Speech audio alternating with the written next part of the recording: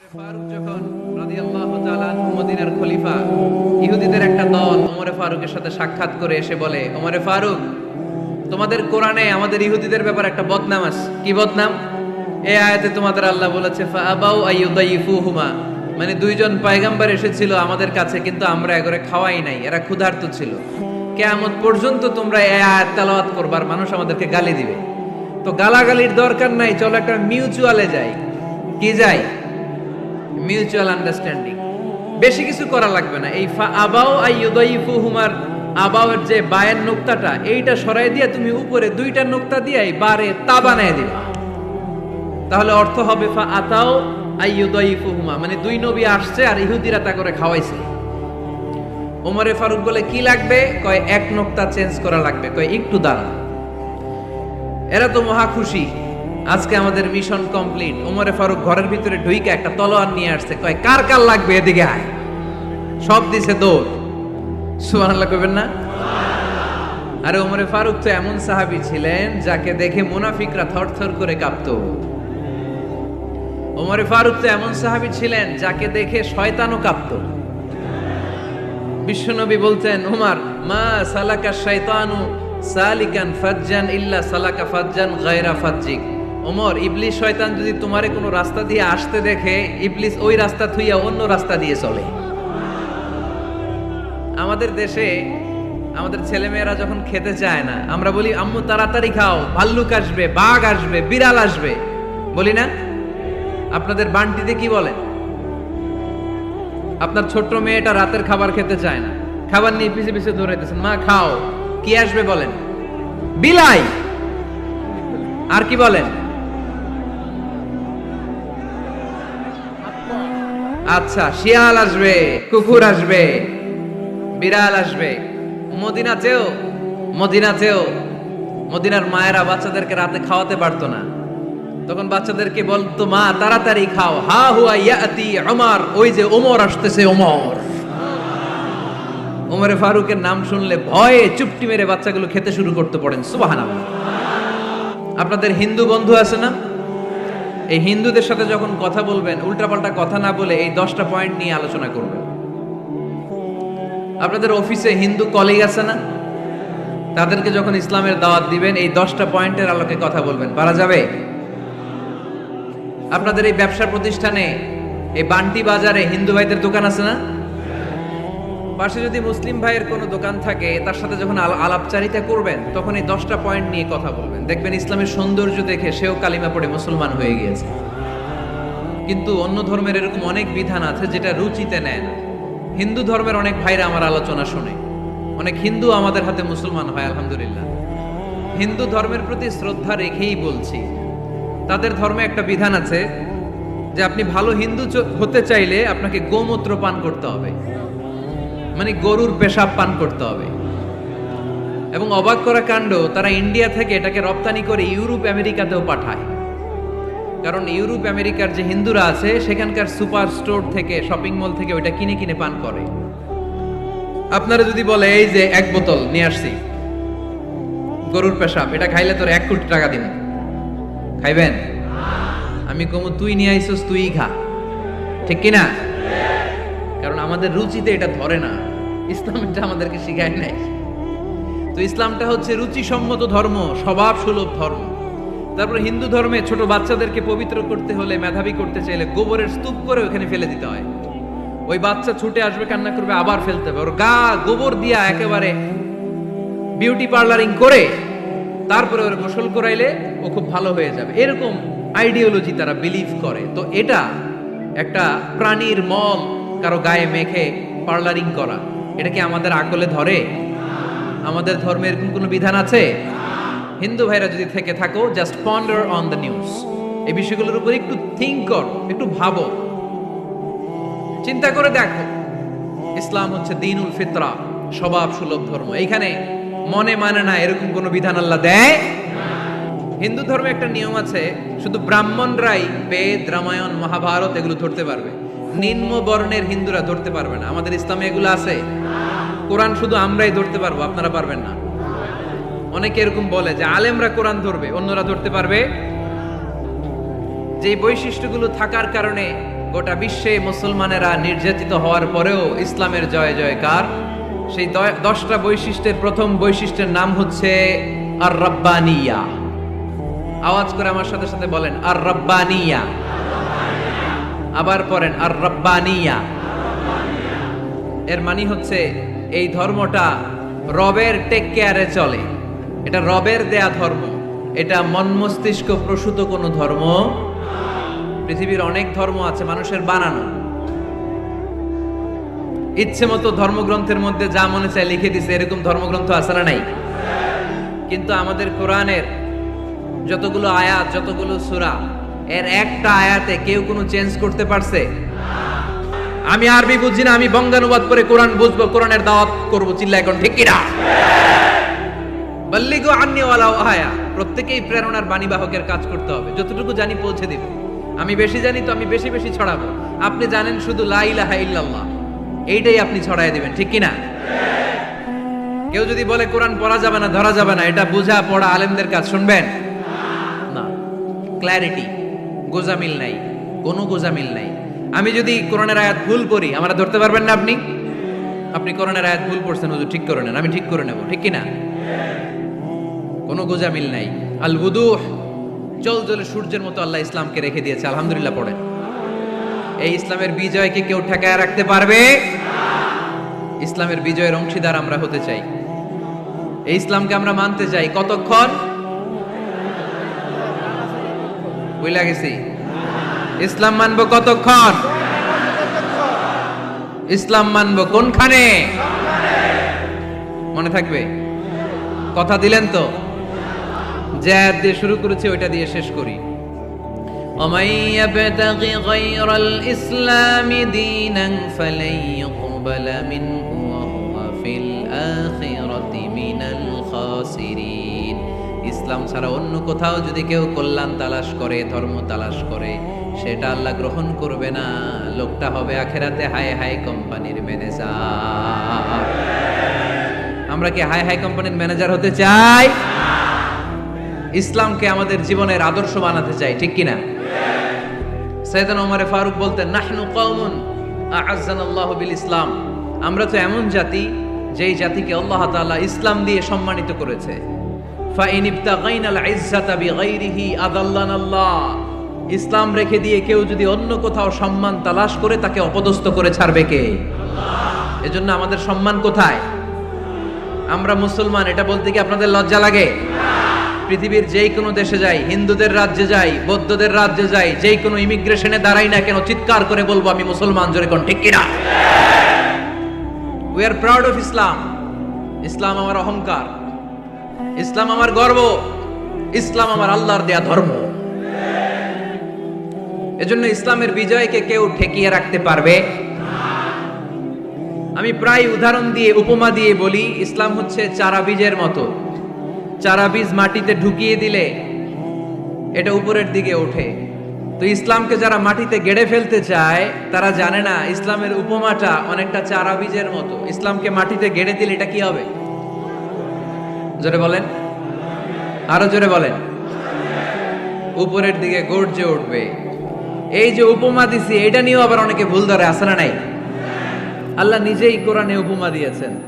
মাসালুল্লাযীনা ইউনফিকুনা আমওয়ালাহুম ফি সাবিলিল্লাহি কামাসালি হাব্বা। যারা আল্লাহর রাস্তায় দান করে, এই দানের উপমা হচ্ছে একটা চারা বীজের মতো। সুবহানাল্লাহ পড়ে। এই চারা বীজ থেকে 7টা শীষ বের হয়, প্রতিটা শীষে জন্ম নেয় শত শস্য দানা। আল্লাহ যারে চায় ইচ্ছা মতো রিজিক দিয়ে তার জীবনকে পূর্ণাঙ্গ করে দেয়। সুবহানাল্লাহ পড়েন। এজন্য আল্লাহ বললেন, ইসলাম হলো আমার একমাত্র ধর্ম।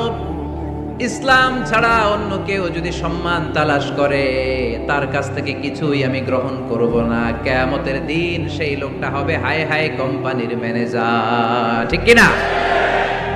এজন্য আমরা একটা ধর্মকেই মানতে চাই। চিল্লায় বলেন তো, ধর্মটার নাম কি? ইসলাম ছাড়া অন্য কিছু মানি না।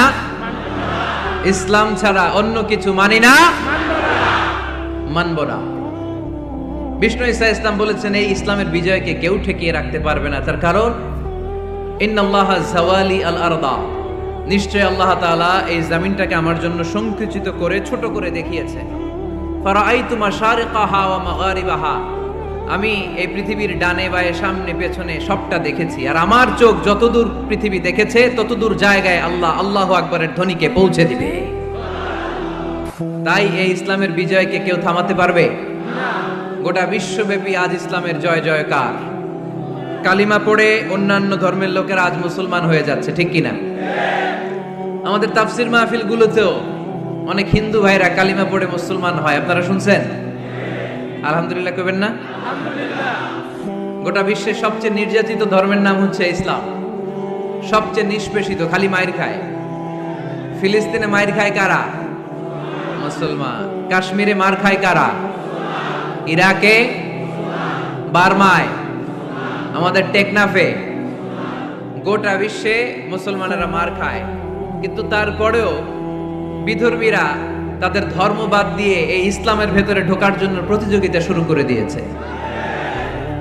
ইউরোপ আমেরিকাতে মসজিদের সংখ্যা বেড়ে যাচ্ছে, তাদের যে খ্রিস্টানদের গির্জা এগুলো তারা বিক্রি করে দিচ্ছে, মুসলিম কমিউনিটি ওই গির্জারে মসজিদ বানায় ফেলতেছে। এই ইসলামের বিজয়কে কেউ ঠেকায় রাখতে পারবে? যেহেতু ইসলামের বিজয় অবশ্যম্ভাবী, আমরা ইসলামের সাথে মিলে থাকতে চাই, মিশে থাকতে চাই, আমরা বিজয়ের অংশীদার হতে চাই। কি আছে ইসলাম ধর্মে যে কারণে গোটা বিশ্বে ইসলাম নির্যাতিত এবং নিষ্পেষিত হওয়ার পরেও ইসলামের জয় জয়কার? আজকে আমাদেরকে জানতে হবে কি আছে ইসলামে।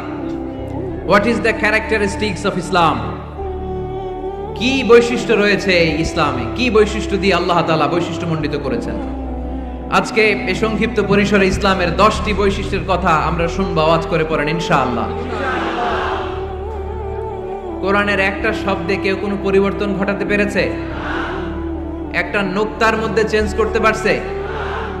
এক আয়াতে আল্লাহ কোরআনে বলেছেন ফাআবাউ আইয়ুদাইফুহুমা, মানে দুইজন নবী এসেছিল ইহুদিদের কাছে, ইহুদিরা তাদেরকে মেহমানদারি করায় নাই। এটা একটা বদনাম না? ওমর, এজন্য বিশ্বনবী বলেছেন লা নাবিয়্যা বা'দি ওয়ালা রাসূলা, আমার পরে কোনো নবীও নাই রাসূলও নাই, তবে লাউ কানা বা'দি নাবিয়্যুন লাকানা উমর, আমার পরে যদি নবী হওয়ার কোয়ালিটি কারো থাকে আমার ওমরের সেই কোয়ালিটি আছে। ওমরে ফারুকের কাছে আসছিল একটা নোক্তা চেঞ্জ করার জন্য, বারে তা বানাইতে পারছে? এইভাবে অনেকভাবে ইহুদিরা ষড়যন্ত্র করেছে, একটা অক্ষর, একটা নোক্তা চেঞ্জ করতে পেরেছে? এই ভারতবর্ষ থেকে কোরআন কিভাবে দূর করবে অনেক প্ল্যান করেছে ইংল্যান্ড থেকে। পরে তারা ভাবলো ভারতের যত কোরআন আছে আগুন দিয়ে জ্বালায় দিব, তাইলে কোরআন দূর হয়ে যাবে। পরে তাদের আরেক কমিটি রিপোর্ট করলো না, আমরা এসে অডিট করে দেখলাম এরা শুধু কাগজেই কোরআন লিখে রাখে না, এদের হেফজখানাগুলোতে বাচ্চারা মাথা ঢুলতে ঢুলতে কোরআন পড়ে পড়ে সিনার ভিতরে ঢুকায় রাখে।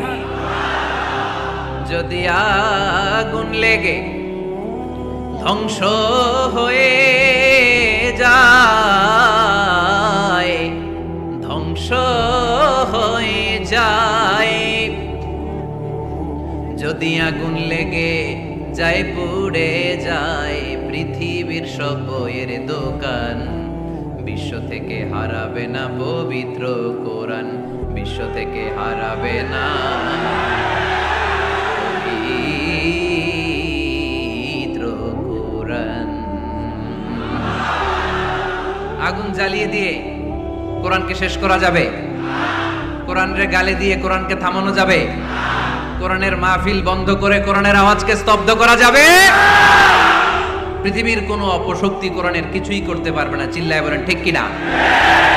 এজন্য আমরা কোরআনের সাথে থাকতে চাই, ইসলামের বিজয়ের অংশীদার হতে চাই, চিল্লায় বলেন ঠিক কিনা?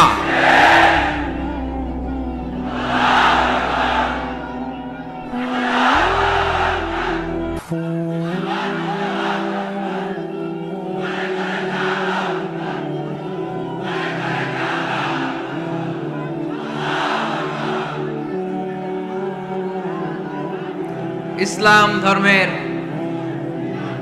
প্রথম বৈশিষ্ট্যের নাম হচ্ছে আর রাব্বানিয়া, মানে হচ্ছে এটা রবের দেয়া ধর্ম।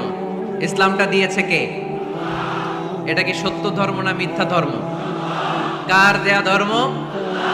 হুয়াল্লাযী আরসালা রাসূলাহু বিল হুদা ওয়া দীনিল হক লিইয়ুযহিরাহু আলাদ-দীনি কুল্লিহি ওয়ালাউ কারিহাল মুশরিকুন। তিনি তো এমন সত্তা যিনি তার নবীকে সত্য ধর্ম দিয়ে পাঠিয়েছেন, হেদায়েত দিয়ে পাঠিয়েছেন। মুশরিকরা কোরআনকে, ইসলামকে যতই না অপছন্দ করে, ইসলামের আওয়াজকে কেউ থামাতে পারবে না। এজন্য ইসলামের প্রথম বৈশিষ্ট্যের নাম আর-রাব্বানিয়া। এটা রবের দেয়া ধর্ম, এটা মন মস্তিষ্ক প্রসূত কোনো ধর্ম নয়। এ ধর্মের সবকিছু রব কেন্দ্রিক, রব সেন্টার্ড, রবের টেক কেয়ারে চলে। সব জায়গায় রবের নাম আছে না নাই? আমরা যখন বলি আল্লাহ দুনিয়ার কল্যাণ চাই, আখিরাতের কল্যাণ চাই, আগুনের শাস্তি থেকে তোমার কাছে পানা চাই, তখন আমরা রবের নাম নেই। আমরা পড়ি রব্বানা আতিনা ফিদ দুনিয়া হাসানাতাও ওয়া ফিল আখিরাতি হাসানাতাও ওয়া কিনা আযাবান নার। সুবহানাল্লাহ পড়েন। এই দোয়াটা যে করি, কোন শব্দ দিয়ে করি? রব্বানা। কি বলি? মানে আমাদের রব। সব জায়গায় রবের নাম আছে না নাই? আবার যখন ভুল হয়ে যায়, অন্যায় হয়ে যায়, পাপ হয়ে যায়, তখন যেই দোয়াটা করি, ওই দোয়ার শুরুতেও রবের নাম আছে না নাই? তখন আমরা পড়েন রব্বানা যালামনা আনফুসানা ওয়া ইল্লাম তাগফির লানা ওয়া তারহামনা লানাকুনান্না মিনাল খাসিরিন। ও আমাদের রব, জুলুম করেছি, অন্যায় করেছি, পাপ করেছি, তুমি যদি মাফ না করো আমরা তো ক্ষতিগ্রস্তদের মধ্যে শামিল হয়ে যাব। ঠিক কি না? তার মানে দোয়ার আগে কার নাম? বলেন রবের নাম। কার নাম? আবার কবরের প্রথম প্রশ্নেও রবের নাম আছে না নাই? জিজ্ঞেস করা হবে মার রব্বুক, তোর রবের নাম কি? আমরা উত্তরে কি বলবো? আল্লাহ আমার রব, এই রবই আমার সব, দমে দমে তনু মনে তারি অনুভব। আল্লাহ আমার রব। তার মানে সব জায়গায় রবের নাম আছে না নাই? যখন রুকু দেই, রুকু ওইখানে কি পড়ি? সুবহানা রাব্বিয়াল আযীম। যখন সিজদায় যাই তখন কি পড়ি? সুবহানা রাব্বিয়াল আ'লা। তার মানে এই ধর্মের কেন্দ্র হচ্ছে রবকে কেন্দ্র করে এই ধর্ম প্রতিষ্ঠিত। রবের দেয়া ধর্ম, রবের টেক কেয়ারে চলে। এই জন্য এই ধর্মের বৈশিষ্ট্যের নাম হচ্ছে রব্বানিয়া। আওয়াজ করে বলো মুসলমান, এই ধর্মের বৈশিষ্ট্যের নাম কি? এই তো মুখস্থ হয়ে গেছে। ক্লাসের মতো হয়েছে না এটা? প্রাইমারি ক্লাসে পড়ায় না ক খ গ, সবাই বলে ক খ গ। তো এরকম আওয়াজ করে বললে মুখস্থ করাই দিবে কে? তাহলে হিন্দু ভাইদেরকে যখন দাওয়াত দিব, বলবো ভাই আমরা এত কিছুর পূজা করি না, আমরা হিন্দু ধর্মের প্রতিও শ্রদ্ধাশীল, কোন ধর্মকে নিয়ে আমরা কোনো কটূক্তি কখনো করি না, তবে চিন্তার জন্য মাঝে মাঝে কিছু যৌক্তিক কথা আমরা ছুড়ে দেই। ঠিক কি না? আমরা তাদেরকে বলি যে আমরা এতগুলো খোদার ইবাদত করতে পারবো না, একজনের ইবাদত করে কুলবাই না। ঠিক কি না? এইভাবে যুক্তির আলোকে আমরা বুঝাবো আমাদের ধর্মটা একজন রবকে কেন্দ্র করে। এজন্য ইসলাম ধর্মের প্রথম বৈশিষ্ট্যের নাম আর-রাব্বানিয়া। কি নাম? মাশাআল্লাহ। 2 নাম্বার বৈশিষ্ট্যের নাম হচ্ছে আল ইনসানিয়া। সবাই বলেন 2 নাম্বার বৈশিষ্ট্যের নাম। আবার বলেন, সবাই জোরে বলেন। এর মানে হচ্ছে মানবতার ধর্ম। এটা ইসলাম কিসের ধর্ম? হিউম্যানিটেরিয়ান রিলিজিয়ন, মানবতার ধর্ম। মানুষকে ইসলাম সবচেয়ে গুরুত্ব দেয়।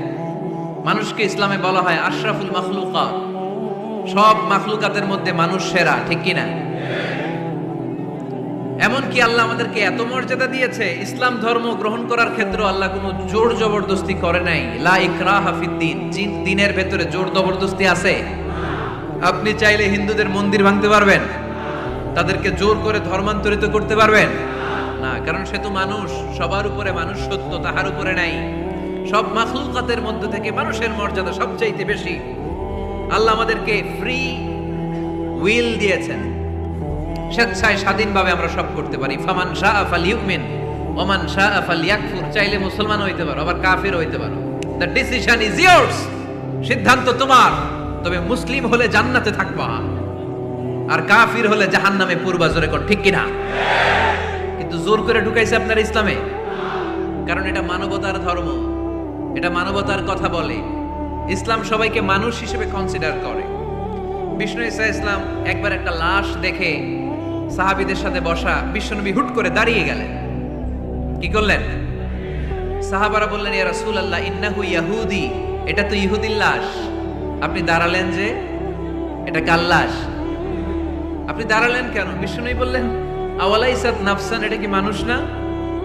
ইহুদি কি মানুষ না? আরে আমি তো ইহুদি, খ্রিস্টান, মুসলিম ওগুলো দেখা দাঁড়াই নাই, আমার দু চোখে আমি কনসিডার করেছি this is a human being, so I need to salute হিম। এটা মানুষ, এটা মানব, আমি মানব জাতিকে দাঁড়িয়ে স্যালিউট করেছি। চিল্লায় বলো ঠিক কিনা? বিশ্বনবী দু চোখ দিয়ে মানুষ দেখতেন, আস্তিক নাস্তিক দেখতেন না, কাফির মুশরিক দেখতেন না। বিশ্বনবী কনসিডার করতেন this is a human being, এটা একটা মানুষ। আমরা এখন কাউকে মানুষ হিসেবে কনসিডার করার আগে এরা কয়েক ভাগ করে ফেলি। পাগড়ি দেখলেই বলি এটা কোন পীরের মুরিদ, আছে না নাই?